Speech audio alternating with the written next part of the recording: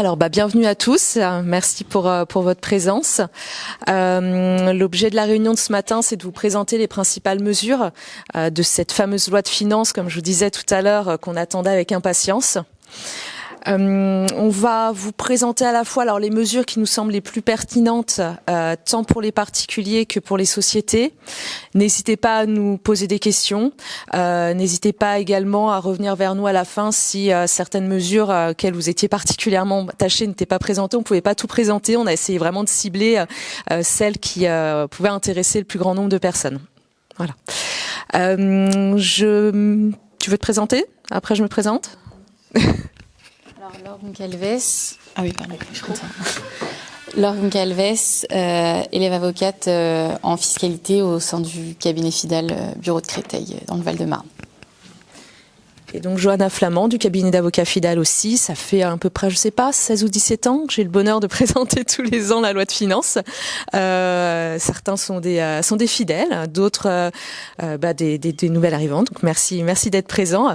Et on le fait donc depuis au moins 16 ou 17 ans en partenariat avec le MEDEF, qui nous fait le plaisir de nous accompagner dans cette présentation tous les ans. Si ça vous va, on va débuter.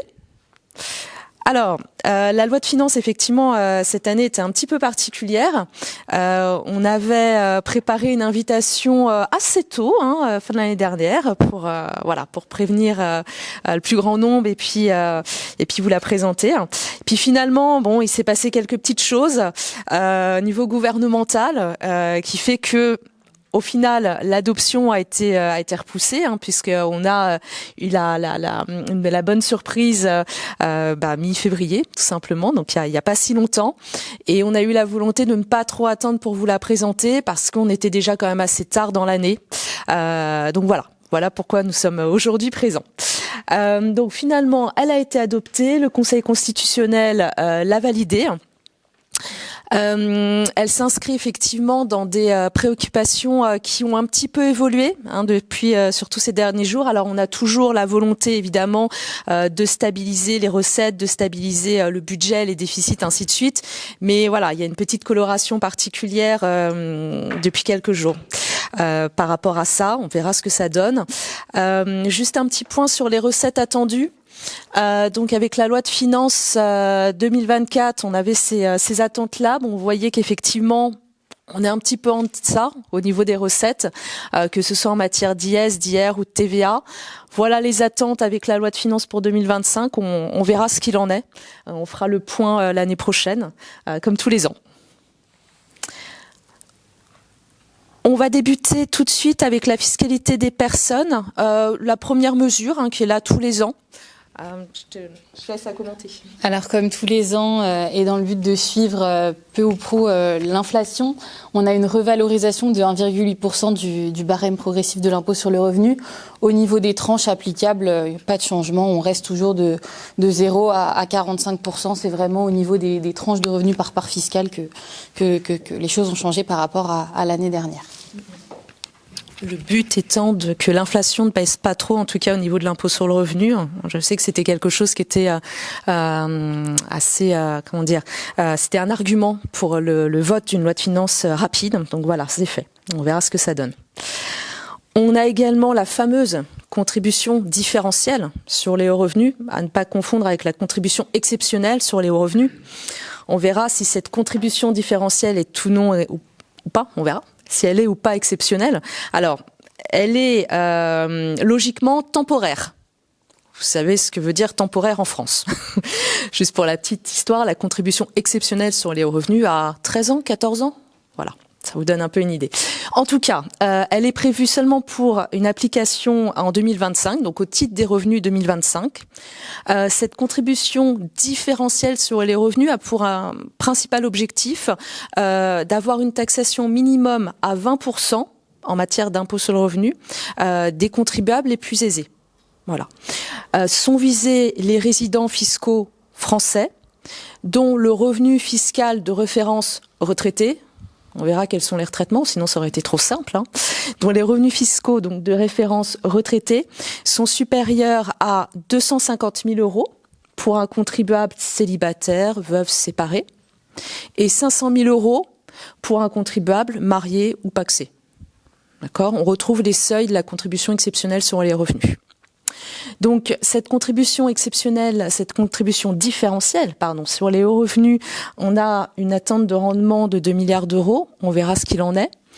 Elle est donc assise sur un revenu fiscal de référence retraité, ce que je vous disais. Ce revenu fiscal de référence, il est important puisque ça nous permet de voir si on est au-dessus ou pas des 250 000 ou des 500 000 €. Et surtout, ça permet de calculer le montant de cette contribution.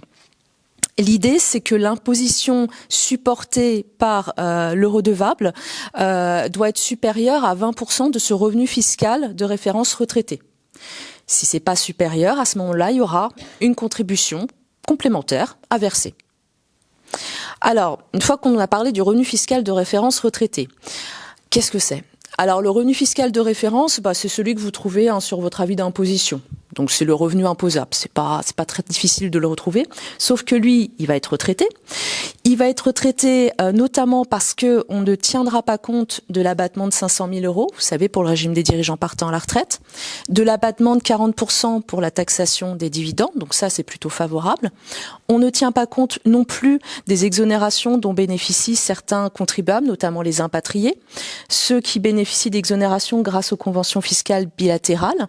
On ne tient pas compte également l'année d'expiration des plus-values en report, de ces plus-values en report, voilà, pour les retraitements opérés. On a également une prise en compte partielle des revenus exceptionnels. Les revenus exceptionnels, c'est quelque chose qui est assez important, notamment pour toutes les personnes qui cèdent leur entreprise. Revenus exceptionnels, ce sont des revenus qui ne sont pas susceptibles de se renouveler annuellement, d'accord, et dont le montant est supérieur à la moyenne des 3 dernières années. Donc c'est vraiment quelque chose qui arrive une fois, qui n'est pas censé se renouveler année après année. On a typiquement cette notion pour les dirigeants, pour les cédants d'entreprise, avec la possibilité d'avoir une taxation avec un système de quotient, donc moins douloureux entre guillemets, pour ces revenus considérés comme exceptionnels. Donc là, pour ces revenus exceptionnels, ils ne sont pas pris en compte dans le revenu fiscal de référence pour 100% de leur montant, mais seulement pour un quart de leur montant. Le but, c'est de se dire que cette contribution, elle vise véritablement finalement les contribuables qui ont l'habitude d'avoir un taux de taxation inférieur à 20%. Typiquement, ceux qui prennent beaucoup de dividendes et qui sont taxés à 12,8%. Elle ne vise pas à pénaliser finalement les personnes qui, une année, et ça sera 2025, peut-être plus, on verra, en tout cas 2025, ceux qui vont faire un revenu exceptionnel typiquement parce qu'ils cèdent leur entreprise. En tout cas, on prendra en compte ce revenu exceptionnel dans une quote-part de un quart, les concernant. Voilà. Ce revenu fiscal de référence, donc retraité, va être pris en compte pour calculer la contribution différentielle sur les revenus. Donc, on va partir de ce revenu fiscal de référence et on va appliquer 20%. Ça va nous donner la contribution théorique. Une fois qu'on a cette première partie du calcul, il faut prendre l'autre partie du calcul. Finalement, on la compare à quoi ? Alors, c'est assez simple, oui et non, parce que concrètement, on la compare avec ce que le contribuable a réellement à payer en termes d'impôt sur le revenu. Alors, il n'y a pas de précision sur ce qu'il faut entendre par impôt sur le revenu. Donc, on va se dire que c'est l'impôt au barème progressif, mais également l'impôt à un taux forfaitaire, typiquement les 12,8 dont je vous parlais tout à l'heure pour les dividendes. Cet impôt sur le revenu lui-même va être retraité. Il va être retraité puisque si, par exemple, pour les revenus exceptionnels, on ne prend qu'un quart du montant de ces revenus, on ne prendra qu'un quart du montant de l'impôt généré par ces revenus exceptionnels, ce qui est plutôt logique. De la même manière, on va prendre en compte également, outre l'impôt sur le revenu, la contribution exceptionnelle sur les hauts revenus, avant le mécanisme de lissage. Donc vous prenez l'impôt sur le revenu retraité, vous prenez la contribution exceptionnelle sur les hauts revenus, vous prenez les prélèvements libératoires de l'impôt sur le revenu, pour peu que ce prélèvement ait été perçu à partir du 15 février 2025, donc c'est typiquement sur les contrats d'assurance vie ou pour les auto-entrepreneurs qui sont soumis à un prélèvement libératoire. Vous majorez cette imposition de 1 500 € par personne à charge et de 12 500 € lorsque le foyer fiscal comprend un couple. Et ça vous donne finalement l'élément à comparer aux 20% de la contribution du revenu fiscal de référence.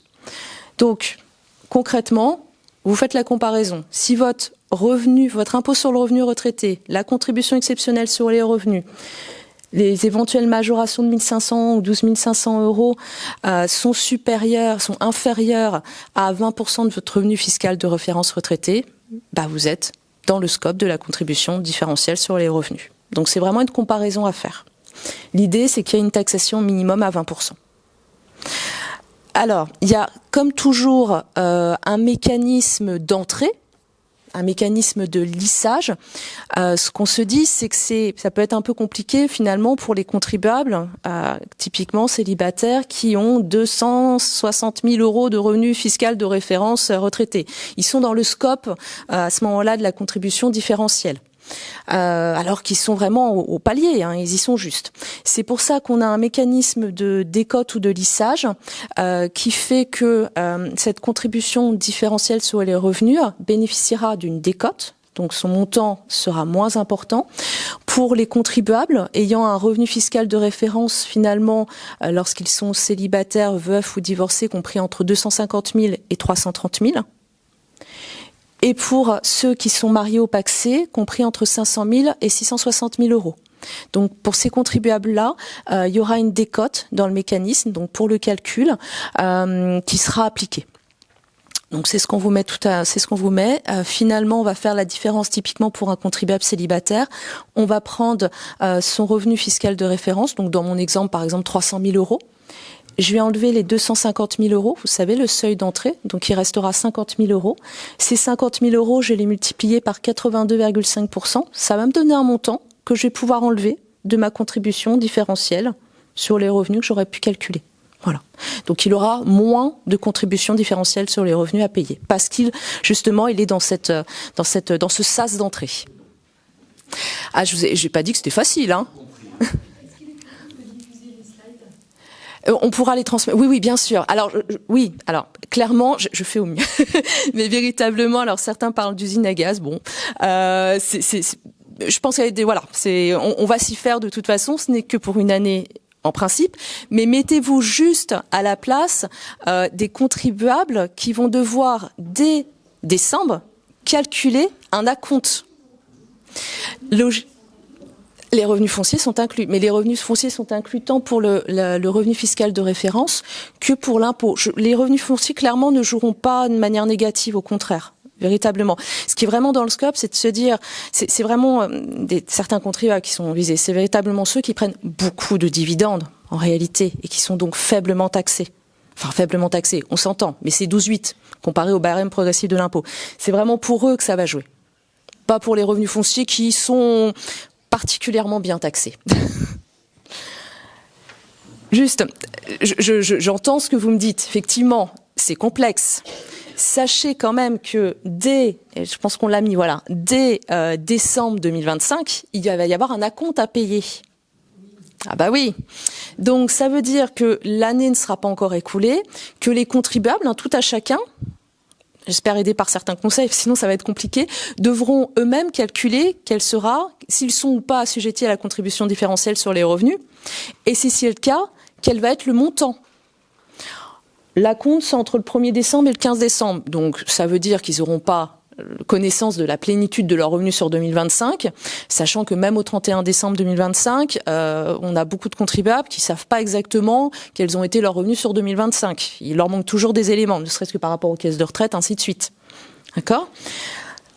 Sachant que soit vous n'avez pas calculé l'acompte et on vous mettra une majoration de 20% le moment venu, puisque l'acompte est à calculer en décembre, mais la contribution sera à déclarer en même temps que les autres revenus en mai 2026, donc liquidée en septembre 2026.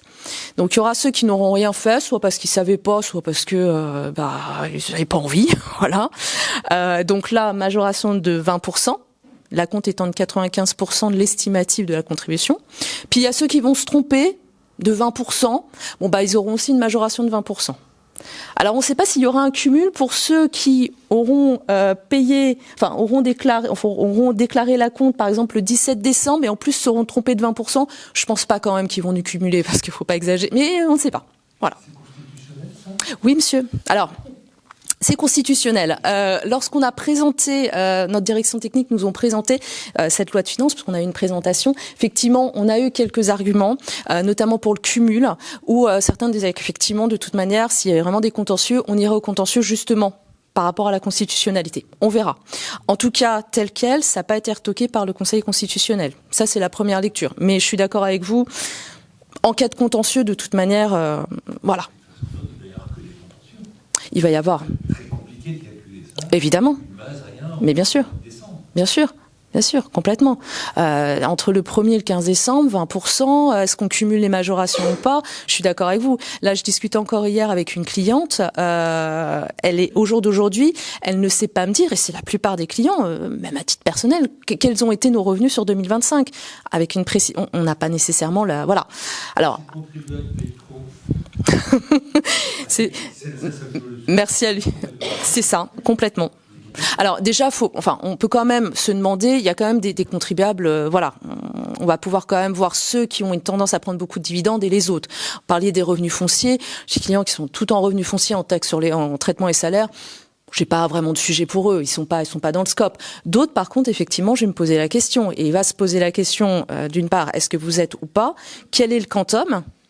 Et si on n'a pas la plénitude des informations, je pense qu'il va y avoir ceux qui vont me dire on y va, de toute façon ça m'agace, etc. Voilà, je peux comprendre. Donc on verra. Et puis il y a ceux qui vont effectivement vouloir déclarer plus en se disant de toute façon je vais me faire rembourser et puis au moins je m'embête pas. Pardon. Oui, j'avais une question. En fait, la difficulté, ça sera sûrement au mois de décembre, mais peut-être même avant. Bien sûr. Parce qu'avant les assemblées générales, avant de savoir combien on va se donner de dividendes, il y a des études de cas qui doivent être effectuées, peut-être optimisées juste pour être en dessous ça va être. Alors, j'ai envie de vous dire, c'est faire avant l'assemblée générale et définir les. Mais c'est juste une strate en plus parce qu'on le fait déjà effectivement par rapport au plafond de cotisation sociale ou pas. Et il faut juste que je sois en dessous pour. Enfin, c'est vraiment du pilotage. On l'a eu de fin d'année. Est-ce qu'on prend ou pas massivement du dividende par rapport à parce que ça se trouve la prochaine loi de finances va être une horreur et puis ça sera rétroactif. Enfin, depuis plusieurs années, on ne fait que ça piloter en réalité. Oui, parce qu'on peut imaginer qu'ils vont augmenter le taux de la plaque taxe sur l'année prochaine, etc. Donc, il y a toute une. Oui, il y a ceux qui vont. Qui va être importante dans les prochains. En gros, rester juste en dessous des seuils, compte tenu des autres contraintes, en ayant la peur effectivement que l'année prochaine, la taxation des dividendes soit plus importante. Mais c'est vraiment du pilotage. C'est une strate en plus, quelque chose malheureusement, comme ça, qu'on fait déjà depuis plusieurs années. Sachant que les approbations de comptes, de toute façon, pour les clôtures 31 décembre, vont se faire d'ici juin. Donc, va falloir aller vite. Et ouais. Exactement. Et on n'aura pas, alors sauf pour ceux qui ont toujours les mêmes revenus, on aura un peu quand même une vision de ce qu'ils ont habituellement, mais c'est pas toujours le cas. Donc oui, ça va encore générer de nouveaux calculs à la faveur des avocats, des experts comptables, etc., mais qui sont déjà bien occupés par ailleurs. Effectivement, il y a avec un risque d'erreur. Potentiellement.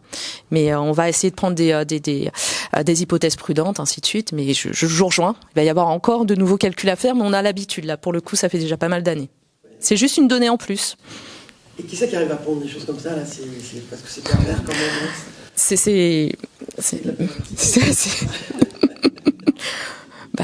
Voilà. Je ne sais pas qui. Avec des exceptions, etc. Et bon, après on verra si c'est vraiment exceptionnel. Non. C'est de hauts fonctionnaires qui n'ont jamais mis les pieds dans une entreprise. Bon, et qui ne sont pas concernés par la contribution, parce que ça va être bon. On verra bien. Alors, haute perversité, non, quand même pas. Alors c'est juste, je dirais juste une piqûre de rappel. Pour les non-résidents et qui peuvent intéresser les employeurs. Tout est parti d'un arrêt du Conseil d'État du 5 février 2024. Un employeur a un salarié qui l'emploie. Il opère le prélèvement à la source, classiquement, sur son bulletin de salaire. Sauf que... Non, c'est pas ce qu'il fait d'ailleurs. Excusez-moi. Il considère, voilà, c'est ça. Il y a un contentieux avec l'administration fiscale qui se noue, puisque, c'est ça, il opère le prélèvement à la source sur le bulletin de paie, donc c'est bien ce que je vous disais, parce que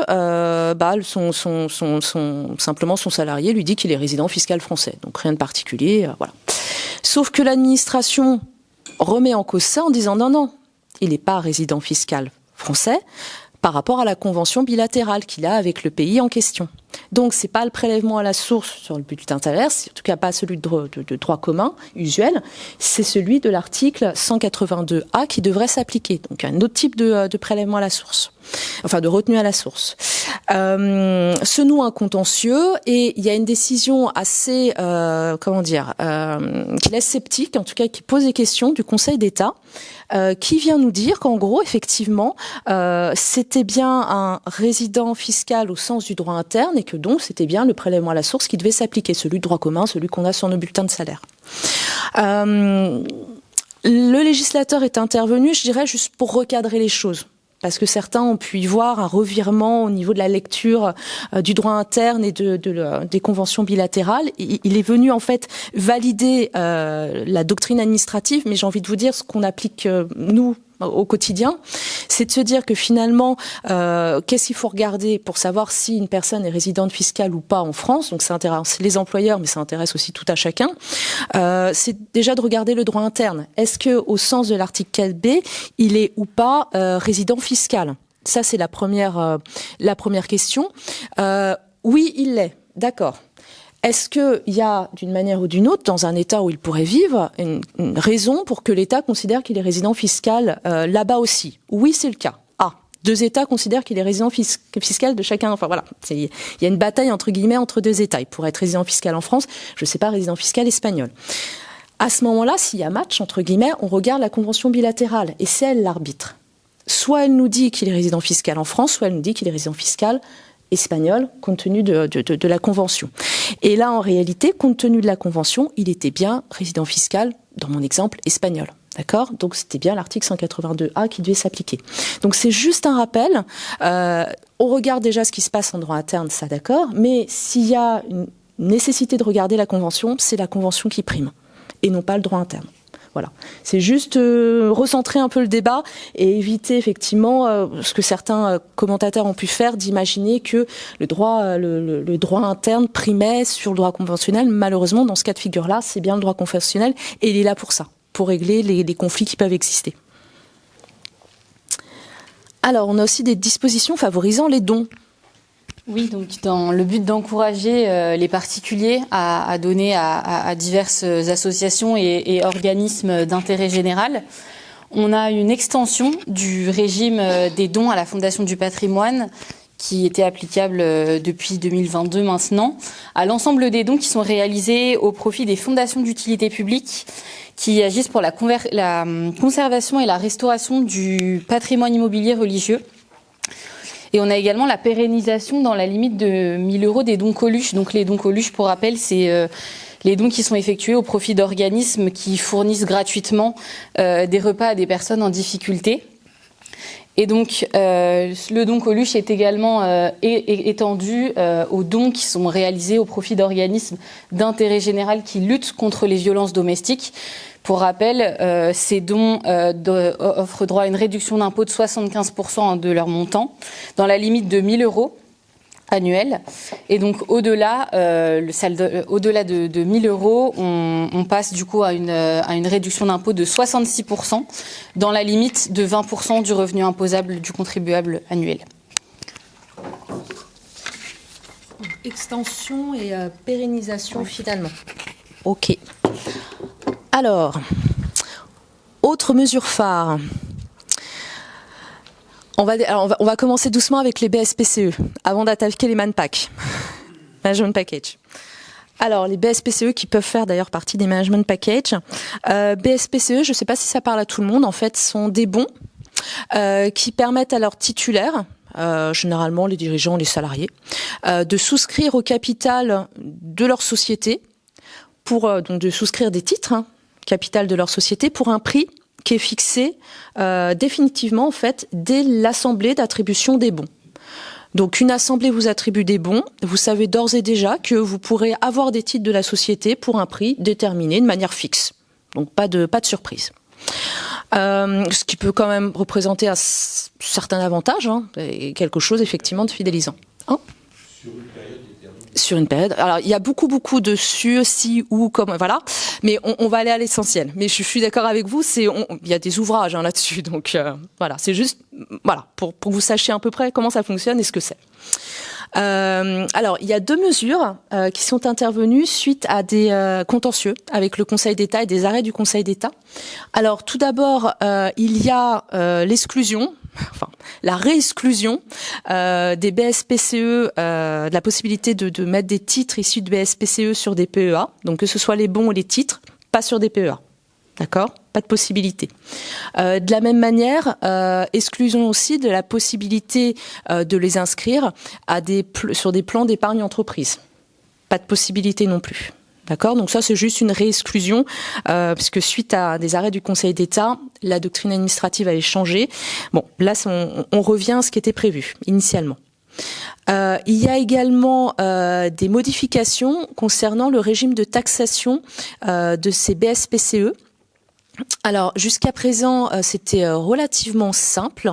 Le régime d'imposition était assez classique, assez simple. En réalité, le gain, donc lié à ces BSPCE, était taxé tout simplement à 30%. D'accord ? 30% lorsque la personne titulaire de ces titres était présente dans la société depuis moins de 3 ans au moment où elle cédait ses titres. D'accord ? Taxation à 30%, plus les 17,2 de prélèvements sociaux. Lorsque la personne en question était présente dans la société dont elle cède les titres et dont sont issus les BSPCE depuis plus de 3 ans, on avait une taxation à 12,8%, ou alors le bénéfice du barème progressif de l'impôt, et puis la possibilité, si c'était un dirigeant partant à la retraite, de bénéficier de l'abattement de 500 000 €. D'accord ? Donc c'était assez simple. 30% quand vous êtes dans la société depuis moins de 3 ans, 12,8% quand vous êtes dans la société depuis plus de 3 ans. Sans les prélèvements. Sans les prélèvements, ouais. 30%, c'est la flat tax. C'est ça, exactement. Donc c'était relativement simple. Petite modification, et ça vient véritablement dans la lignée de ce qu'on va voir pour les management packages, on a une ventilation maintenant qui est faite. On va distinguer le gain d'exercice du gain de cession. Le gain d'exercice, en réalité, vous recevez des bons de souscription, voilà, et vous exercez ces bons pour la valeur, je vous ai dit tout à l'heure, l'Assemblée fixe la valeur d'acquisition du titre. Donc la différence, c'est le gain d'exercice. Ce gain d'exercice, on va considérer qu'il a une nature salariale. D'accord ? Donc, il va être taxé, on verra tout à l'heure, en ayant la qualification, en tout cas d'une nature salariale, on va voir tout à l'heure comment il est taxé. Vous avez de l'autre côté le gain de cession. Le gain de cession, c'est pas très compliqué. C'est le prix de vente des titres, d'accord, moins la valeur des titres au moment de leur souscription, donc celle qui a été déterminée par l'Assemblée. D'accord ? Et ça, c'est taxé comme une plus-value de cession classique. Une fois que ça, on s'est dit. Donc, vous voyez, il y a une ventilation qui est faite, alors qu'avant, ce n'était pas le cas. Une fois qu'on s'est dit ça, pour le gain d'exercice, c'est ce que vous voyez, on va revenir à la différence entre je suis là depuis plus de 3 ans dans la société ou je suis là depuis moins de 3 ans dans la société. Je suis là depuis plus de 3 ans dans la société, on doit l'avoir là, taxation à 12,8%. D'accord ? Je suis là depuis moins de 3 ans dans la société au moment où je cède les titres, taxation à 30%. OK ? Pour la partie plus-value de cession, c'est taxation suivant classiquement à 12,8%. Ce qu'on ne sait pas, c'est si on a la possibilité de bénéficier d'une taxation au barème progressif de l'impôt avec les abattements. Ça, on ne sait pas encore. On sait juste qu'il y a la possibilité d'apporter les titres à une société qu'on ne contrôle pas, donc bénéficier d'un sursis d'imposition. On ne sait pas si on pourra bénéficier ou pas d'un report d'imposition, c'est pas prévu dans les textes. Voilà. Donc concrètement, on ventile gain d'exercice, gain de cession, alors qu'avant on avait un espèce de package. Et justement, en parlant de package, on arrive au management package. Alors, les management packages, ce sont, je redonne encore, alors je ne rentrerai pas dans tous les détails, c'est juste pour donner une définition globale pour que tout le monde aille bien, voilà, puisse suivre. Les management packages, en fait, ce sont des instruments financiers, d'accord, qui sont attribués, qui sont souscrits par des salariés ou des dirigeants. Et le but, c'est de les mettre sur un pied d'égalité, en tout cas qui ait un intérêt commun avec les investisseurs financiers. D'accord ? Typiquement, on le voit dans le cadre de LBO, on a des investisseurs qui arrivent pour pousser les salariés, les dirigeants à la performance, ou même les fidéliser. On va leur attribuer ces management packages. Ça va être des actions gratuites, ça va être des stock options, ça va être des BSA, ça va être les fameux BSPCE dont on vient de parler. C'est protéiforme, ça va être l'assurance de vous faire racheter les titres à un prix déterminé à l'avance. Véritablement, ça peut prendre toutes les formes. Certaines formes sont régies par le Code du commerce et également ont un régime fiscal bien particulier. Je pense aux AGA, aux stock options, aux BSPCE. D'autres ne sont pas régis particulièrement par des dispositions du Code de commerce. Il n'y a rien en tout cas, n'ont pas un régime fiscal particulier. On distingue généralement ce qui est plan qualifié des plans non qualifiés. Voilà, c'est ce qui permet de faire la différence entre les deux. Donc, l'idée avec ces management packages, c'est que on a véritablement eu beaucoup d'imagination. On essaye encore d'en avoir beaucoup. En tout cas, mes amis du corporate essayent d'en avoir beaucoup. L'idée étant effectivement de faire du sur-mesure. On a un arrêt, plusieurs arrêts du 13 juillet 2021 qui sont venus mettre un pavé dans la mare avec ce que certains considèrent comme une lecture très dure, mais très honnêtement on s'y attendait. Ces arrêts en fait viennent nous dire concrètement que dès lors que les gains issus de ces management packages sont directement liés à l'activité salariée ou de dirigeant du titulaire, ces gains-là sont taxables en traitement et salaire. D'accord ? Le principal intérêt de management package, on comprend bien, c'était de pousser, de fidéliser les managers, les dirigeants. Dès lors que vous les taxez en traitement et salaire, l'intérêt, en tout cas fiscal, est moindre. Ça, c'est une évidence. Toute la discussion porte sur le fait de savoir quel management package en fait peuvent être directement liés à liés à l'exercice de l'activité salariée ou de direction dit tutélaire, des gains finalement qui n'en sont pas, qui ne sont pas liés à ces deux cas de figure-là.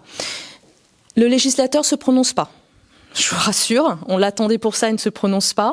En gros, il faut encore se référer à la grille de lecture qui nous est donnée par le Conseil d'État. Là où par contre, il y a quand même un apport de la part du législateur, c'est d'une part quant au fait générateur de la taxation, parce que c'est quand même important de savoir quand est-ce qu'il faut décaisser l'impôt.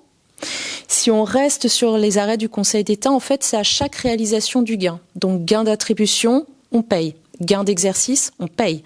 Gain de cession, on paye. Mais bon, à la cession, normalement, on a l'argent pour payer. Pas forcément avant. Et ça également, il apporte aussi un intérêt en ce sens que si on reste au niveau des arrêts du Conseil d'État, tout ce qui se rattache, tous les gains finalement qui sont liés à l'activité salariée ou de direction sont taxés en traitement et salaire. Avec cette loi, on s'aperçoit la loi instaure la possibilité d'avoir une quote-part de ces gains qui sont taxés en plus-value. D'accord ? Donc ça réintroduit un petit peu de plus-value. Cette loi s'adresse, alors c'est là où on peut avoir quelques petits doutes, à tous les types finalement de management package. Donc que ce soit les plans planifiés ou non planifiés. D'accord ? Et de temps en temps, c'est ce qu'on met là, problème d'articulation, puisqu'on a vu typiquement pour les AGA, on a déjà un régime fiscal particulier. Donc comment est-ce qu'on va réussir à concilier les deux ? Ça, on attend, mais je vais pas arrêter de vous le dire, on attend les commentaires de l'administration, clairement. Donc champ d'application assez étendu, fait générateur assez simple pour le coup. En tout cas, c'est la lecture qu'on en a. Les gains deviennent taxables. Le gain net est taxable au moment de la cession des titres, de leur mise en location, pourquoi pas, de leur disposition. Par exemple, s'il y a une donation, à ce moment-là, c'est lorsque le donateur en dispose qu'il y aura taxation. Également au moment de leur conversion. Donc, on voit qu'on a un fait générateur qui est unifié. Donc ça, c'est déjà pas mal. On a, et c'est ce qu'on disait, une dichotomie possible de la taxation. Retenez que, d'une manière générale, on aura une taxation en traitement et salaire. C'est ce qu'on vous dit, d'accord ? Sans application de cotisation sociale, mais application d'une contribution salariale de 10%, d'accord ? Et on a la possibilité, c'est ce qu'on vous met, suivant des critères objectifs, d'avoir une quote-part du gain de cession taxable en plus-value. D'accord ? Donc, taxation en plus-value possible, alors même que ce gain serait issu de l'activité salariée ou de direction du titulaire. Comment on détermine cette quote-part taxable en plus-value? Alors, on vous donne la règle là. Je vais vous passer les détails. Je pense que je vais avoir des parts ou des morts, je ne sais pas. Sachez juste que cette possibilité d'avoir une quote-part taxée en plus-value sera limitée à 2 critères. Premier critère, le titulaire doit véritablement avoir un risque de perte en valeur. D'accord ? Si je suis titulaire de Manpack et je suis persuadée de retrouver mes billes, tout ce que j'ai pu mettre au départ, quoi qu'il arrive, je suis persuadée de récupérer finalement ma mise, à ce moment-là, on ne pourra pas bénéficier de ce dispositif et donc de la possibilité d'avoir une taxation à certaines hauteurs en plus-value. Autre chose, il faut avoir détenu depuis au moins 2 ans les titres pour les plans qui sont non qualifiés, donc ORGA, BSPCE notamment. D'accord. Précision technique, vous les avez là, on vous les redonnera. Alors, juste véritablement, ouais. Qu'est-ce que vous appelez les management package non qualifiés? C'est quoi par exemple? Alors, typiquement, ça va être les BSA. Les bons de souscription d'actions. Ça va être aussi la certitude d'avoir certains contrats qui vous disent que de toute manière, on vous rachètera à tel prix. Donc, le prix est fixé à l'avance. Donc c'est véritablement tout ce qui est hors finalement code de commerce ou même avec un traitement fiscal bien déterminé, parce qu'on a quand même des régimes fiscaux typiquement pour les AG. C'est véritablement ça. On a aussi les stock options, certaines stock options qui sont par exemple attribuées par des sociétés, je pense notamment américaines. À des résidents fiscaux français, par exemple, dans quasiment la majeure partie des cas, ce sera considéré comme étant des plans non qualifiés et donc éligibles à ce régime. Ça sera taxation en salaire. On l'a beaucoup pour les plans israéliens, les plans américains, ainsi de suite, mais même sans aller sur des plans étrangers, même en France, ils peuvent être non qualifiés s'ils sont, dirons-nous, un peu trop imaginatifs. Voilà, on n'a pas trop de... Voilà. Donc retenez finalement le législateur. On va pas dire qu'on est déçu parce que c'est vrai que véritablement, en tout cas dans la pratique, on aurait bien aimé avoir une définition finalement de ce qui relevait de la taxation en traitement et salaire parce que directement lié à l'activité salariée ou de direction. Là, on n'a pas. Donc, va falloir se reporter finalement à la grille de lecture qu'on a à travers les arrêts du Conseil d'État. On verra si les commentaires de l'administration viennent un petit peu muscler, en tout cas enrichir cette lecture.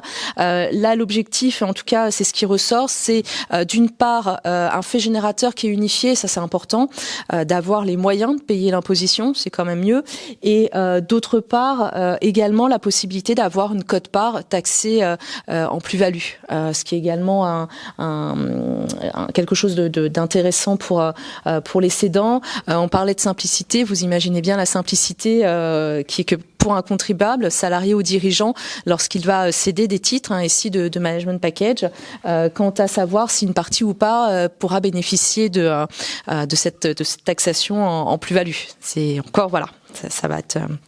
Ça s'applique. Je l'ai pas dit effectivement. Ça s'applique aux cessions, aux mises en location, aux conversions, etc. intervenues dès le 15 février 2025. Donc alors même que les titres ou que les bons auraient été souscrits auparavant. D'accord. Donc c'est d'application là. Et ça joue même pour les management packages en cours. Alors peut-être 2 mots sur l'indemnité versée en cas d'annulation de la validation de l'homologation d'un plan de sauvegarde de l'emploi. On a une exonération totale d'impôt sur le revenu et une exonération dans la limite d'un plafond de 2 fois de la sécurité sociale, donc 94 200 de mémoire, des indemnités qui sont versées à un salarié parce que un plan de sauvegarde aurait été annulé. Alors c'est pas toutes les annulations qui sont visées, hein, c'est véritablement les annulations non pas pour défaut de contenance ou du plan ou alors pour défaut de motivation de la décision de l'administration. C'est véritablement les annulations qui sont issues tout simplement d'un défaut de consultation des représentants du personnel, par exemple, ou alors défaut de capacité de la personne qui signe le plan. Voilà, donc c'est plus formel que sur le contenu du plan lui-même.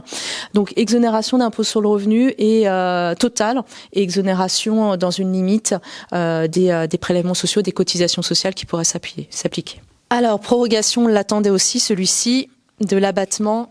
On va juste peut-être oui, deux petits mots sur cette mesure.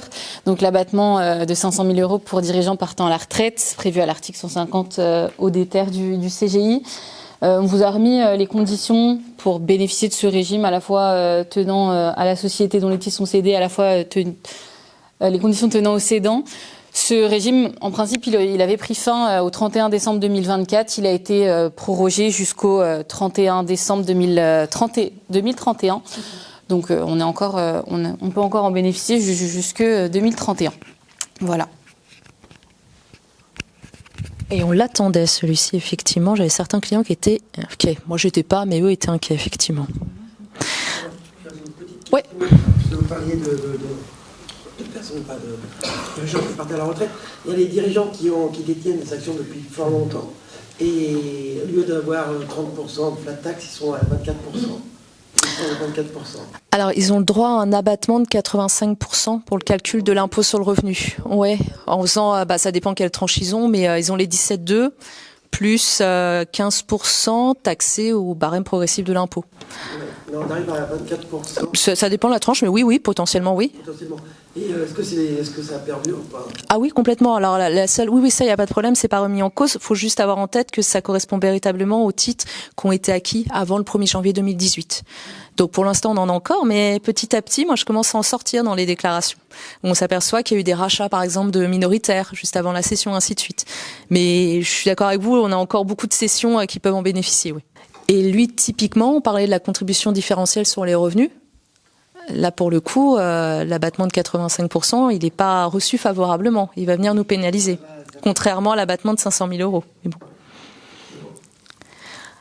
Alors, ces mesures-là, on va juste en dire 2 mots, puisque véritablement, par rapport au chiffre d'affaires des sociétés concernées, toutes les entreprises sont pas ne sont pas forcément visées et pénalisées. Oui, alors on a une contribution exceptionnelle à l'impôt sur les sociétés qui est instaurée. Cette contribution, elle est indiquée comme temporaire. Mais bon, temporaire, en droit français, on sait ce que ça signifie. Souvent, ça veut dire ad vitam aeternam. On espère que ce ne sera pas le cas. Ça concerne les grosses entreprises, les grandes entreprises. Donc, les entreprises qui sont redevables de l'IS et dont le chiffre d'affaires annuel est égal ou supérieur à 1 milliard d'euros. Ces sociétés-là, elles auront un taux d'impôt complémentaire en fait de 20,6%. Et pour les sociétés, les grosses sociétés dont le chiffre d'affaires annuel est supérieur ou égal à 3 milliards d'euros, elles auront un taux elles se verront appliquer un taux de 41,2%. Donc pour les périodes concernées, ce sera les exercices clos à compter du 31 décembre 2025. Et on a des dispositifs de lissage qui sont deux dispositifs de lissage du coup qui sont introduits pour les sociétés donc dont le chiffre d'affaires annuel est compris entre 1 milliard et 1 milliard 100. Et pour les entreprises, entre 3 milliards et 3 milliards 100 bénéficient d'un dispositif de lissage par rapport à ça. Donc, Excusez-moi, c'est en plus des 25%. J'y viens, en fait. Du coup, c'est par rapport à cette contribution exceptionnelle à l'impôt sur les sociétés. En fait, le taux là sera appliqué au montant d'IS que doit payer la société. Donc, si la société doit payer 500 000 euros d'IS, par exemple, c'est peu probable, mais on lui rajoute, du coup, ces 500 000 euros seront taxés à 20,6% pour les sociétés ayant un chiffre d'affaires supérieur à 1 milliard d'euros et à 41,2% pour les entreprises ayant un chiffre d'affaires supérieur à 3 milliards d'euros. C'est l'impôt que l'on surtaxe. C'est ça. L'impôt sur l'impôt. C'est de... L'impôt sur l'impôt. Oui, c'est ça. C'est la contribution exceptionnelle à l'IS, c'est ça. C'est de l'impôt sur de l'impôt. C'est exceptionnel. Pour l'instant, c'est annoncé comme étant exceptionnel. C'est sympa, ça reste sympa. Dire si on veut, c'est pas. Parce que c'est.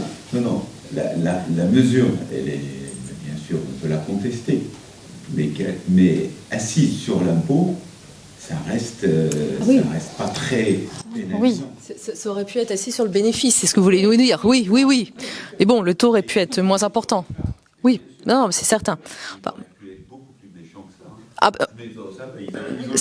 ah, ouais. Bon, après, ça donne un taux global quand même qui est pas mal. Hein. Ça rapporte à ce qu'on a pu avoir comme chiffre d'affaires sur la CVAE en chiffre d'affaires de groupe ou c'est chiffre d'affaires entité par entité ou... Normalement, c'est global, il me semble. Hein. C'est chiffre d'affaires global. Chiffre d'affaires de l'entité fiscale, c'est ça? Ou par entité? Non, pour moi, c'est... Ouais. Le groupe. Ouais. Ça donne quand même des taux qui sont pas mal. Un taux global d'IS qui est quand même pas mal. Hein. Mais bon. On a vu pire. Alors, on a aussi l'instauration, effectivement, tu vas nous en dire deux mots, d'une taxe sur les réductions de capital en cas de rachat. Donc ça, on a eu peur que ça s'applique effectivement d'une manière très large et au final, toujours pareil, c'est vraiment les sociétés, les grosses sociétés qui sont visées. Oui, c'est ça. En fait, il y a l'instauration d'une taxe. Donc, quand les entreprises rachètent dans le but de faire une réduction de capital par annulation des titres derrière. Donc ça va être taxé à un taux de 8%. Donc pour toutes ces opérations qui ont été réalisées en plus à compter du 10 octobre 2024. Donc c'est rétroactif. Pour les opérations qui ont été réalisées entre le 10 octobre 2024 et le 1er mars 2024, on a une taxe temporaire de par le fait que c'est rétroactif et donc on aura une taxe temporaire qui sera prévue. C'est la première fois qu'il y a une rétroactivité au niveau des impôts. Ah non, ça arrive de temps en temps qu'on ait des... De rétroactivité le système possible. de rétroactivité n'existait pas au niveau des impôts. Si, on l'a déjà vu. Alors, généralement, ils font sur la même année civile. Là, effectivement, ça va être à cheval. Après, je regarde. Tac. Il y a peut-être quelque chose par rapport à la date de clôture, mais je te laisse poursuivre, j'ai regardé ça. Ouais. Donc on a, voilà, comme je l'ai expliqué, donc ça concerne les entreprises qui ont un chiffre d'affaires consolidé ou non, supérieur à 1 milliard d'euros. Donc pareil, ça concerne les très grandes entreprises. Et donc l'assiette, en fait, elle est constituée par le montant de la réduction de capital qu'a effectué l'entreprise et la fraction des sommes qui revêtent sur le plan comptable le caractère de prime liée au capital, donc ça viendra en déduction. Et donc les modalités particulières d'assiette, ce sera la différence entre le montant de la réduction de capital et les augmentations de capital qui ont été effectuées sur la même période.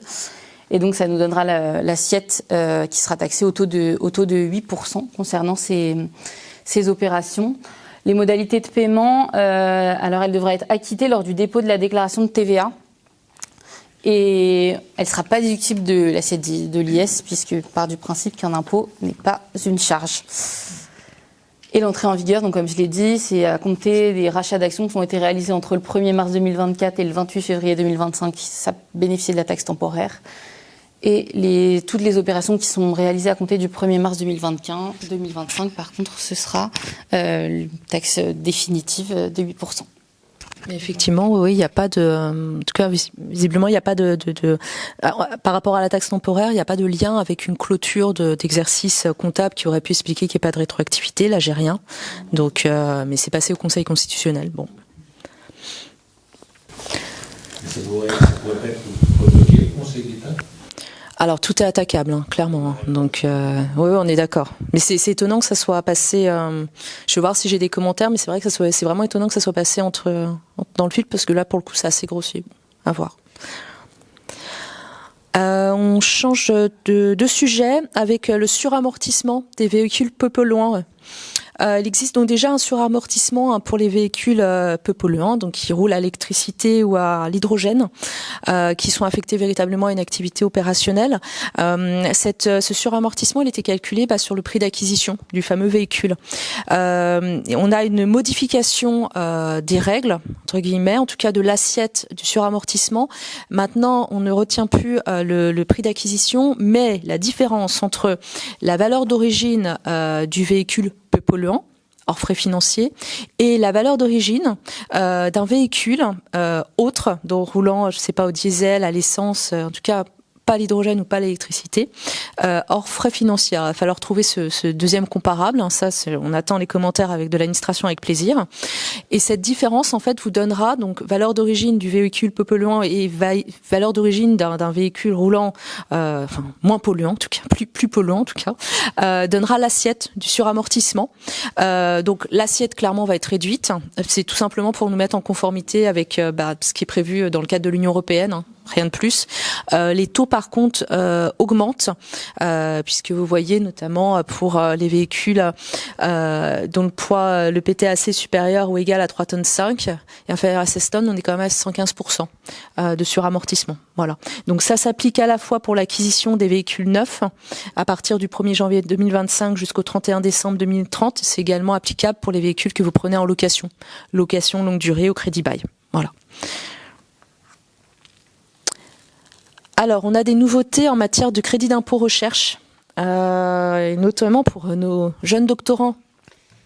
Oui, alors on avait un mécanisme en fait un crédit d'impôt qui existait en faveur des jeunes docteurs, donc qui permettait de prendre en compte pour le double de leur montant les dépenses exposées pour ces jeunes docteurs. Et ils étaient également pris en compte à hauteur de 200% pour le calcul total des dépenses de fonctionnement. Donc tout ça, c'est supprimé par la loi de finances pour 2025. Est-ce que c'est pour l'exercice 2025, c'est pas pour l'exercice 2024, on est d'accord ? Non, ça c'est pour 2025, on est bien d'accord. 2025, enfin, donc, c'est pour ça s'applique. Ce que l'on fait actuellement, on garde les critères précédents. Pour 2024, oui. Pour l'exercice clos le 31 décembre 2024, oui. Je vais vous expliquer. En fait, par contre, entre le 1er janvier 2025 et la date de la promulgation de la loi de finances, par contre, vous passez sur le nouveau régime. Oui, c'est janvier-février. Janvier-février, vous bénéficiez encore de l'ancien régime. Par contre, tous les versements qui sont effectués au profit d'un jeune docteur depuis la promulgation de la loi de finances, donc depuis le 15 février 2024, n'en bénéficient plus. Donc il va falloir il y aura un retraitement à effectuer sur les comptes 2025 entre le 1er janvier et le 15 février 2025 par rapport aux dépenses qui bénéficient encore de ce régime. Mais comme ce régime est supprimé à compter du 15 février, toutes les dépenses qui sont exposées depuis cette date ne sont plus prises en compte. Donc on a la suppression du crédit d'impôt pour les jeunes docteurs. On a également la suppression des incitations attachées au brevet et au certificat d'obtention végétale. Donc ça concernait certaines entreprises. Pareil, c'est supprimé à compter du 15 février 2025. On a également la suppression de la prise en compte des dépenses de veille technologique. Ça, avant, on pouvait le prendre en compte. Désormais, à compter du 15 février 2025, ce n'est plus pris en compte. Et enfin, on a un abaissement à 40% des dépenses de personnel qui sont retenues pour le calcul des dépenses de fonctionnement. Auparavant, on était sur 43%. Là, ça a été réduit. On passe à 40%. Alors, tout ce... Avec le prorata janvier-février à 43 et ensuite 40. Non, ça c'est pour l'exercice. Ça c'est pour l'exercice. Ouais, voilà. Alors, s'agissant maintenant du crédit d'impôt recherche, innovation, pardon. Donc, il est prorogé jusqu'au 31 décembre 2027. Initialement, il avait pris fin le 31 décembre 2024. Il a été prolongé pour quelques années supplémentaires. Donc, c'est le crédit d'impôt innovation, pour résumer, c'est toutes les dépenses de conception de prototypes et de nouveaux produits qui sont concernés qui sont éligibles à ce crédit d'impôt innovation. Et par contre, on a une baisse du taux qui passe de 30% à 20% à compter du 1er janvier 2025. Pour toutes les dépenses qui sont exposées à compter du 1er janvier 2025, comme je le disais. Et enfin, s'agissant du crédit d'impôt collection, donc lui aussi est également prorogé. En fait, il devait prendre fin le 31 décembre 2024 et il est prorogé jusqu'à fin 2027. Ils sont conscients qu'ils ne favorisent pas l'innovation encore. Oui. Faut faire des économies. Oui, là, je vais prendre des décisions et c'est clair, hein, ça ne m'incite pas à continuer l'innovation telle que je l'envisageais. Alors toujours dans les reports, mais là dans le mauvais sens du terme, ça n'en finit plus. Jamais 203 comme on dit. Donc la CVAE, la fameuse, donc qui devait initialement être supprimée en 2024. Ouais. Puis en 2024, la loi de finances a prévu que c'était supprimé pour 2027. Finalement, la loi de finances 2025 prévoit que ce sera supprimé en 2030. Ouais, on prend les paris. Sous réserve après d'une éventuelle prorogation supplémentaire. Donc, initialement, comme je vous l'avais dit, on devait prendre fin en 2027. Finalement, ça disparaîtra en principe, fin 2030. Donc, on a un report de 3 années sur la suppression définitive de la CVAE. Donc, au niveau des taux qui vont être applicables. Donc, pour 2025, on a ils se sont débrouillés pour instaurer une contribution complémentaire. Le problème, c'est la loi de finances. C'est ça. La loi de finances, elle a été votée un peu tardivement. Donc le taux réduit de la CVAE en 2025 est entré en vigueur au 1er janvier 2025. Sauf que finalement, la CVAE, la suppression est reportée. Donc il y a une perte de gains puisqu'on est censé appliquer un taux inférieur alors que logiquement on aurait dû avoir un taux plein. Donc ils nous ont instauré une contribution. Je vois certains experts comptables se décomposer. Oui, donc une contribution supplémentaire donc de 47,4% sur l'assiette de la CVAE 2025. Et donc ça nous fait un taux de CVAE au 1er janvier 2005 qui est de 0,28%. Et donc c'est applicable aux sociétés dont l'exercice est clos au lendemain de la promulgation de la loi de finances, donc à compter du 15 février 2025. Donc cette contribution, elle sera payée par le biais d'un acompte de 100% avant le 15 septembre 2025 et qui devra être régularisé au besoin avant le 5 mai 2026. Peut-être réafficher les taux pour... Ouais, donc les taux, pour 2025, on a compris, il y a une contribution complémentaire qui est instaurée. Pour 2026 et 2027, on sera sur 0,28 pareil %. 2028, 0,19%, 2029, 0,09% et 2030, normalement, 0% puisqu'elle sera supprimée totalement. Et juste quand même, parce que j'aime bien aller de temps en temps, la contribution supplémentaire, elle n'est pas prise en compte pour apprécier le plafonnement en fonction de la valeur ajoutée. Bah oui, il ne faudrait pas non plus exagérer. Voilà. Alors, en matière de TVA, alors juste pour nos amis entrepreneurs en bâtiment, tous ceux qui font des travaux chez eux, lorsque le logement a une vocation d'habitation et qu'il est terminé depuis plus de 2 ans, vous savez que généralement, vos entrepreneurs en bâtiment vous donnent une attestation à compléter, à signer, etc., que vous gardez bien évidemment dans vos dossiers jusqu'à la fin de la 5e année suivant celle de l'achèvement des travaux. Et que garde en comptabilité. Dorénavant, cette attestation est supprimée, donc depuis le 15 ou le 16 février, donc suppression de cette attestation. Ça va être remplacé par une certification que vous, clients, vous devrez apposer sur les factures ou les devis. Donc le contenu de cette certification, on présume que ça sera à peu près les mêmes mentions qu'il y a sur l'attestation. Voilà. Faut juste en informer les entrepreneurs en bâtiment, parce que je suis pas certaine qu'ils soient tous bien informés. de cette entrée en vigueur, puisque ça fait quand même 15 jours que c'est entré en vigueur. On n'a pas plus de commentaires de la part de l'administration, c'est normal, c'est tout récent. On présume que, en cas d'urgence, évidemment, le taux, oui, parce que pourquoi ces attestations ou cette certification, c'est pour bénéficier du taux réduit ou du taux intermédiaire de la TVA, donc 10%, 5,5 au lieu de 20%. Donc on présume toujours qu'en cas d'urgence, on pourra appliquer les taux réduits ou le taux intermédiaire, même si on n'a pas la certification du client. Forcément, vous n'êtes pas là, un serrurier doit intervenir, on va pas vous mettre 20% parce que vous n'étiez pas là et que vous n'avez pas certifié comme il fallait. De la même manière, on imagine également que dès le premier acompte, on pourra appliquer le taux réduit ou le taux intermédiaire, même s'il n'y a pas la certification sur le devis. Enfin voilà, on imagine que toutes les mesures de tolérance qui étaient prévues auparavant et acceptées par l'administration vont perdurer. Maintenant, quant à la mise en œuvre pratique de cette certification, on verra ce que ça donnera. Ce qu'on sait juste, c'est que si le client finalement n'est pas tout à fait de bonne foi et fait des mentions qui ne seraient pas tout à fait réelles lors de la certification, il sera redevable solidairement avec l'entrepreneur du différentiel de taux de TVA. Voilà.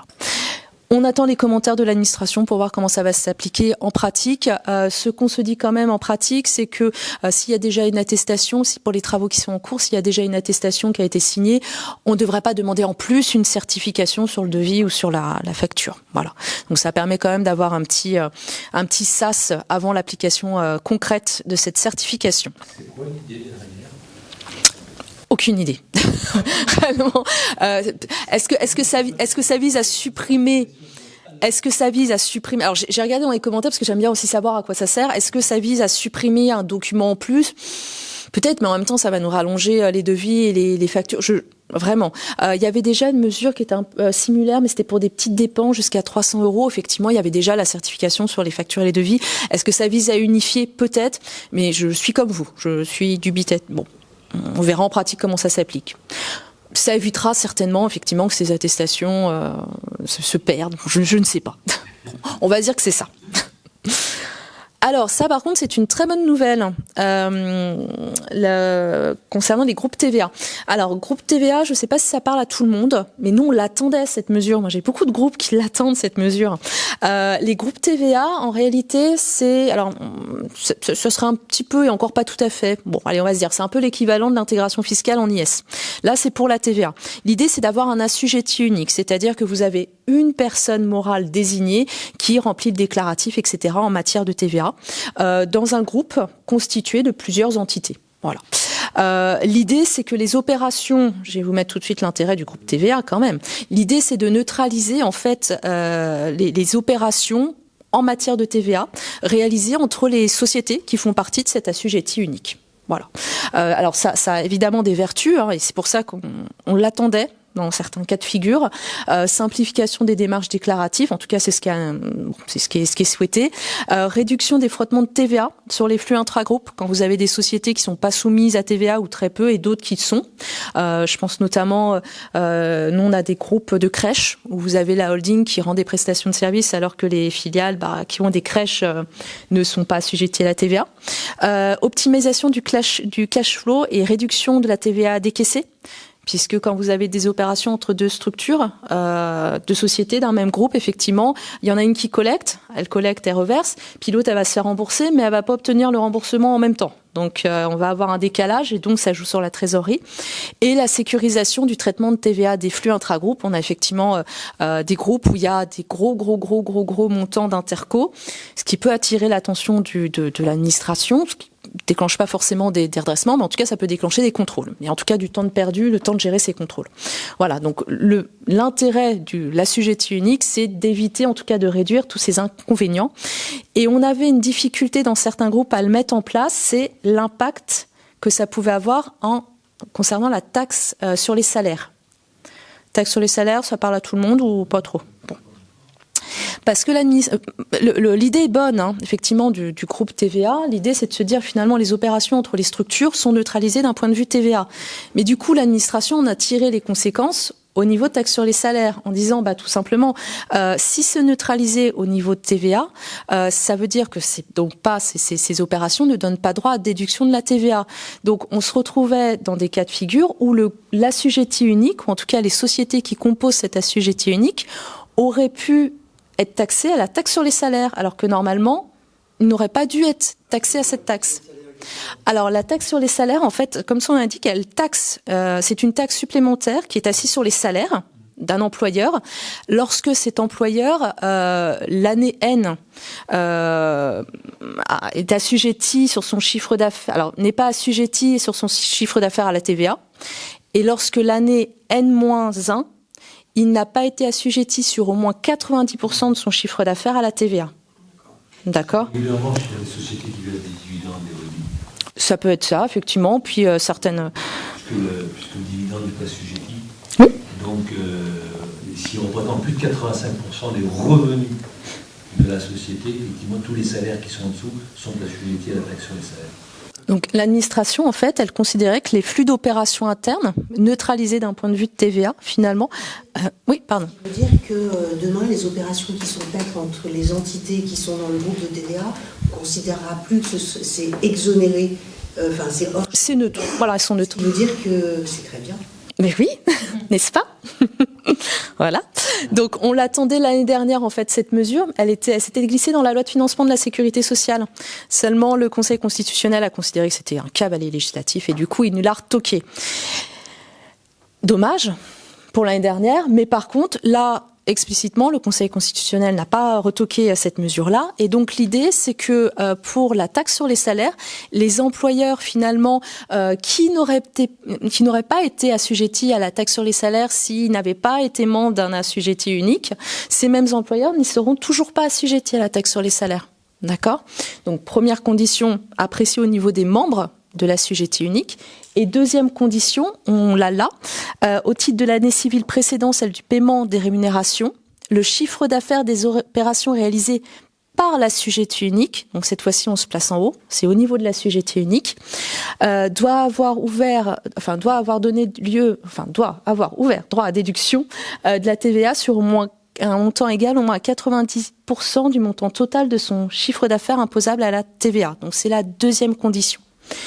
Une fois que ces deux conditions sont remplies, à ce moment-là, pour le coup, mettons en place les groupes TVA, on n'a plus cette barrière de taxe sur les salaires et on pourra le mettre en place finalement à compter du 1er janvier 2026, avec une option à faire d'ici fin octobre 2025. Voilà, donc on l'a enfin, la mesure qu'on attendait véritablement pour que les groupes TVA se développent et ne soient pas limités aux compagnies d'assurance, ainsi de suite. Donc là, ça va vraiment pouvoir pénétrer et être utilisé.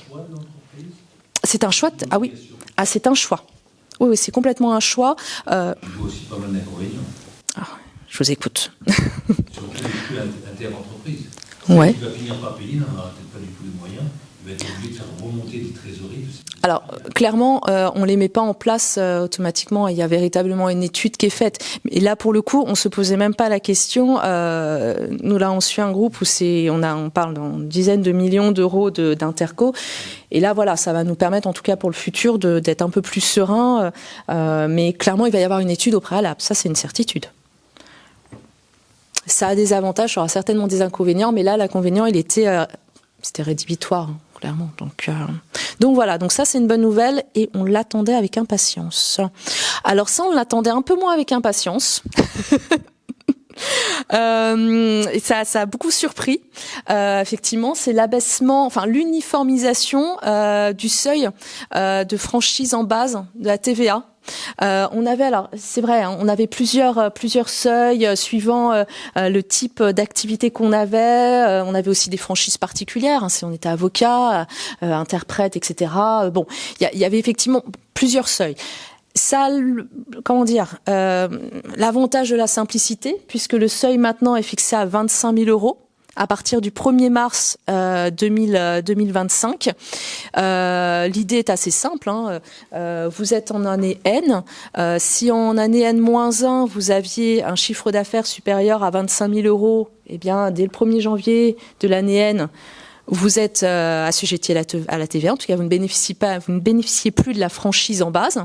Donc, vous devez collecter, vous pouvez déduire la TVA. Si au cours de l'année N, vous avez un chiffre d'affaires qui dépasse les 27 500 €, eh bien, dès ce jour-là, vous êtes à nouveau, vous ne bénéficiez plus de la franchise en base de TVA, donc vous devez collecter, vous pouvez déduire la TVA. Lorsque vous êtes entre les deux, si en N, par exemple, vous avez un chiffre d'affaires de 26 000 €, eh bien, ça sera au 1er janvier N+1 que vous serez redevable de la TVA. Donc ça a l'avantage de la simplicité. Ça a eu l'inconvénient de surprendre un peu tout le monde, et notamment les auto-entrepreneurs, et de mettre certains véritablement en difficulté par rapport à leur modèle économique. Ce qui a donné lieu finalement à une intervention du gouvernement. L'idée, c'est que va y avoir une période de concertation. Donc je ne sais pas si certains ont des échos par rapport au début de ces concertations, de voir quels sont réellement les impacts en pratique. Et en pratique, en tout cas, c'est une intervention ministérielle nous disant, voilà, un communiqué de presse, nous disant que finalement, du fait de ces consultations, il y a un report des obligations déclaratives en matière de TVA tant que la conclusion de cette consultation ne sera pas intervenue. Bon. Donc ça ne veut pas dire que la mesure est enterrée. Pas du tout. Ça veut juste dire que sa mise en œuvre, finalement, est repoussée. On verra ce que ça donne. Mais pour l'instant, on n'a pas plus de certitude que ça. En attendant, ce qu'on peut se dire aussi, c'est que si le régime de la franchise en base n'était plus acquis, donc ce que je vous disais tout à l'heure, on rentrerait dans le régime simplifié d'imposition, donc déclaration début mai, 2 acomptes au mois de juillet et au mois de décembre, représentant comme d'habitude 80% de la TVA sur ces semestres, et puis obligation de faire facture, enfin d'indiquer de la TVA sur vos factures, possibilité aussi de la déduire, d'accord. Régularisation pour les stocks que vous auriez, donc possibilité de récupérer la TVA sur vos stocks, et possibilité aussi de régulariser certains montants, la TVA sur les immobilisations que l'entreprise utiliserait toujours. Donc voilà, on attend de voir ce que ça donne. Et on a également la suppression du régime simplifié de TVA. Donc là, on a un petit peu de temps. Oui, donc la loi de finances pour 2025, ça a été décidé qu'à compter du 1er janvier 2027, le régime simplifié de la TVA est supprimé. Et donc il ne restera plus que le régime réel normal de TVA, qui se traduira soit en fonction du chiffre d'affaires de l'entreprise, soit par une déclaration mensuelle, soit par une déclaration trimestrielle. Et donc la TVA sera acquittée, devra être versée soit mensuellement, soit trimestriellement, en fonction du chiffre d'affaires réalisé par l'entreprise. Les barèmes risquent d'évoluer en fonction des années. D'ici 2027, ça a le temps de changer. C'est pour ça qu'on vous les a pas mis. C'est pour ça qu'on vous les a pas mis. On vous les a pas mis. Mais donc oui, à compter du 1er janvier 2027, il n'y aura plus de régime simplifié d'imposition à TVA. Voilà, donc oui, c'est ça, ce que tu disais, déclaration mensuelle ou trimestrielle, ça sera pas en fonction de la TVAD exigible, comme c'est le cas pour le réel normal actuellement. Ça sera vraiment en fonction du chiffre d'affaires, 1 million, supérieur à 1 million ou pas, en dessous d'1 million trimestriel, supérieur à 1 million, ça sera mensuel, tout simplement. Les taux sont Avec toujours une définition du chiffre d'affaires un peu particulière, ou sinon ça serait pas drôle, si c'était celle qui était au bilan. On prend notamment en compte également les opérations pour lesquelles vous êtes redevable de la TVA. Donc typiquement, si vous faites des importations, des acquisitions intracommunautaires, ça rentre en compte pour le seuil de chiffre d'affaires de 1 million. Voilà. Donc celles qui font beaucoup d'acquisitions intracom, typiquement pourront être soumis à cette obligation mensuelle, alors qu'en réalité leur chiffre d'affaires ne dépasse pas les 1 million. Bon. Donc ça, c'est 1er janvier 2027. Alors, on a des mesures concernant l'immobilier et on a notamment quelque chose pour les loueurs en meublé non professionnels. Alors, vous savez qu'ils sont dans le scope, les loueurs en meublé. On a eu l'année dernière l'abaissement pour certaines locations meublées saisonnières non classées du seuil de la franchise du seuil du micro, à 15 000 €. Donc, ça se poursuit. On pensait que ça irait plus, ça se poursuit. En tout cas, d'un point de vue fiscal, on a un des gros intérêts quand même qui est remis en cause. Vous savez que pour tout ce qui est loueur en meublé professionnel, lorsqu'il cède le bien immobilier, classiquement, pour déterminer la plus-value, on va faire prix de cession moins valeur nette comptable du bien immobilier, puisqu'on a bien pris en compte les amortissements. Et c'est taxé en plus-value professionnelle. Pour les loueurs en meublé non professionnels, ils avaient cet avantage qu'on prenait toujours le prix de cession et on prenait le prix d'acquisition. D'accord ? Donc on ne tenait pas compte des amortissements qui avaient pu être déduits par ailleurs. Et tout ça taxé en plus-value privée avec un abattement intégral au bout de 30 ans. Donc cette faveur qui était faite au LMNP n'est plus applicable pour les cessions intervenues à partir du 15 février 2025. Donc quand bien même vous auriez votre bien avant cette date-là, ce qui compte c'est la date de la cession. Donc dorénavant, on va s'aligner sur ce qui se passe pour les loueurs en meublé professionnels. On va prendre le prix de cession moins finalement le prix d'acquisition, mais ce prix d'acquisition, il va peut-être être réduit, le cas échéant, des amortissements effectivement déduits. Voilà. Deux exceptions, parce qu'il y a toujours des exceptions. Déjà pour les biens qui se situent, enfin certains types d'investissements, pour tout ce qui est, vous avez le détail, mais pour tout ce qui est investissement dans des EHPAD, tout ce qui est résidence étudiante également, on n'aura pas ce retraitement des amortissements. Et on va également avoir une absence de retraitement des investissements également pour tout ce qui, finalement, les amortissements qui correspondent à des dépenses qui ont déjà été prises en compte pour le calcul de l'impôt sur le revenu. Typiquement, ça va être les dépenses d'agrandissement, d'amélioration, de construction, de reconstruction, qui sont pas considérées comme des charges locatives. Les amortissements correspondant à ces dépenses-là, en fait, ne viendront pas influer sur, ne seront pas pris en compte défavorablement au moment du calcul de la plus-value de cession. Voilà. Donc, à suivre, en tout cas, c'est la mesure pour les loueurs en meublé non professionnels prévue par la loi de finances.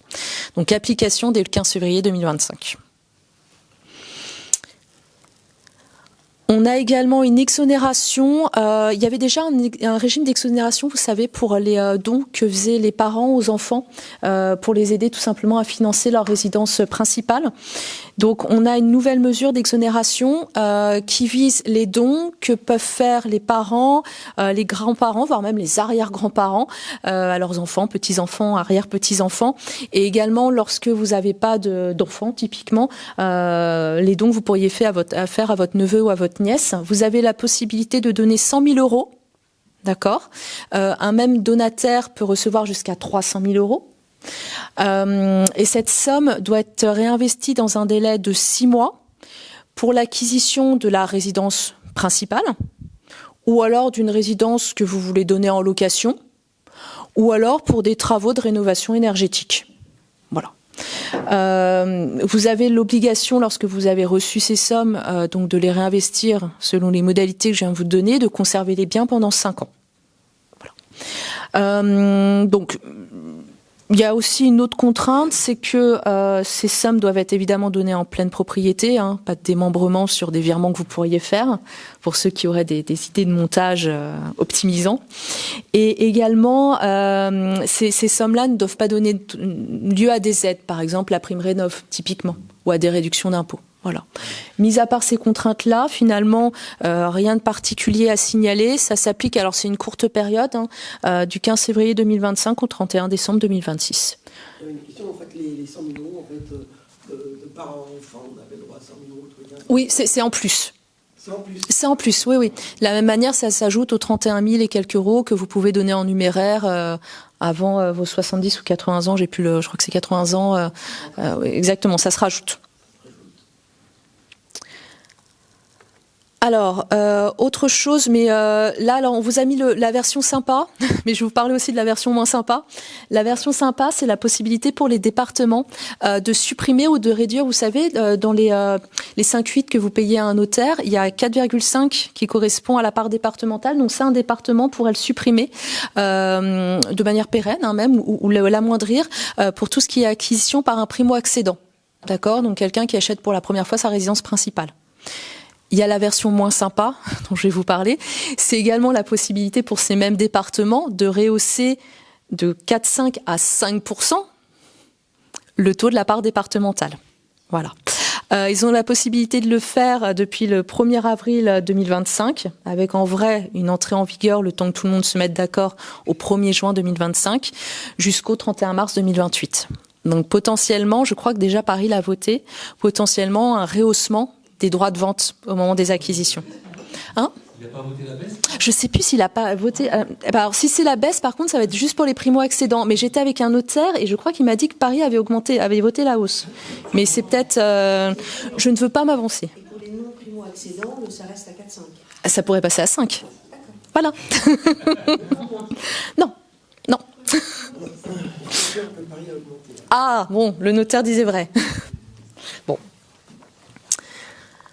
Alors, obligation déclarative, on va juste vous faire un petit scope sur quelque chose que vous avez peut-être déjà eu à subir, entre guillemets. Ça sera la dernière mesure qu'on va commenter. Je ne sais pas si certains d'entre vous ont eu le bonheur de recevoir via leur espace impôt.gouv, leur messagerie, à titre personnel, une demande de l'administration de certains justificatifs. Vous venez juste de faire votre déclaration, vous n'avez pas encore reçu votre avis d'imposition, l'administration vous demande déjà des justificatifs. Bon, je vois des hochements de tête. Alors, jusqu'à présent, c'était pas encadré en réalité. Ils le faisaient, mais il n'y avait pas de cadre, tout simplement. Là, maintenant, c'est encadré. On est tous rassurés. Donc, avec l'article L16AA du LPF, donc l'administration a la possibilité de vous demander les justificatifs, donc typiquement les réductions pour nous, enfin ce que vous voulez. Si elle a un indice sérieux, vous truandez, en gros. Alors, qu'est-ce qu'un indice sérieux ? J'en ai absolument aucune idée. Personne n'en a absolument aucune idée. C'est le seul pare-feu qui est mis effectivement par le législateur. Est-ce qu'il y aura des contentieux ? Je ne sais pas. Est-ce qu'on ne répondra pas à l'administration offusquée qui puisse penser qu'on a menti ? Je pense qu'on répondra quand même. Enfin, sachez que maintenant, ils peuvent vous faire ces demandes-là. Ils le faisaient déjà avant et qu'il y a un cadre. Mais motifs sérieux, on verra bien ce que ça donne. Bon, voilà. Vous pourrez demander. Moi, je sais que quand ils me le demanderont, en tout cas, je leur demanderai quel est le motif sérieux, puisqu'ils me le demandent tous les ans. On verra la réponse. Voilà. Est-ce que alors, c'était la dernière mesure qu'on souhaitait vous présenter. On en a éliminé certaines, parce que sans ça, on y serait pour toute la journée. Ça serait un plaisir, mais peut-être pas pour tout le monde. N'hésitez pas si vous avez des questions, des interrogations. Normalement, le timing est respecté, donc à 4 minutes près. Donc on peut se permettre ça. On vous écoute. Question concernant le flat tax, on est sûr que ça n'a pas bougé, ça. Ça n'a pas bougé. Alors il y a quand même la contribution différentielle sur les revenus. Je suis triste, vous l'avez oublié déjà. mais qui est temporaire, bien sûr. Tout va bien. L'augmentation de la flat tax, à mon avis, elle va arriver bientôt. Oui, oui. Ouais. Bah oui, c'est vrai qu'on a fait beaucoup d'opérations à la fin de l'année, du coup. Bon, c'est vraiment une pure coïncidence, hein. Mais je pense que certains, effectivement, ont profité de la fenêtre de tir et ils ont peut-être eu raison. Voilà. Même si on a une jurisprudence, je ne sais pas si certains en ont eu connaissance, concernant la distribution des réserves, où ça a été un gros sujet. Alors, pas tellement fiscal, mais ça a une répercussion fiscale. On a eu de grosses distributions de réserves en dehors de l'approbation des comptes. Et on a un arrêt de la Cour de cassation qui est en train de nous dire que nos distributions étaient peut-être nulles. Voilà. Oui. Voilà. Donc Quel motif on pourrait Alors, mettre les réserves ? Alors, je vous ferai pas tout un laïus là-dessus, mais en fait, on avait un jugement du tribunal administratif qui justement était dans cette lignée de dire qu'elles étaient nulles, et on venait juste de recevoir l'arrêt de la cour d'appel nous disant non, pas de problème, vous pouvez y aller. Et quelques jours après, on a cet arrêt du Conseil d'État. Je me souviens même avoir dit à un client parfait, il y a pas de problème, on a pu faire l'opération. Et quelques jours après, on a cet arrêt, c'est pas du Conseil d'État, c'est de la Cour de cassation, nous disant non, il y a nullité. On attend encore nous les commentaires de notre direction technique, mais on l'a eu, je crois, le 14 février, quelque chose comme ça. Donc, bon. Donc, incertitude, vous voyez, c'est pas que fiscal, l'incertitude, elle peut être juridique de temps en temps. On attend les commentaires. Mais bon, on verra ce que ça donne, parce qu'il y a eu beaucoup de distributions à la fin de l'année. Bon. J'ai pas l'argumentaire, sous les yeux, mais je pourrais vous faire passer d'ailleurs, si vous voulez.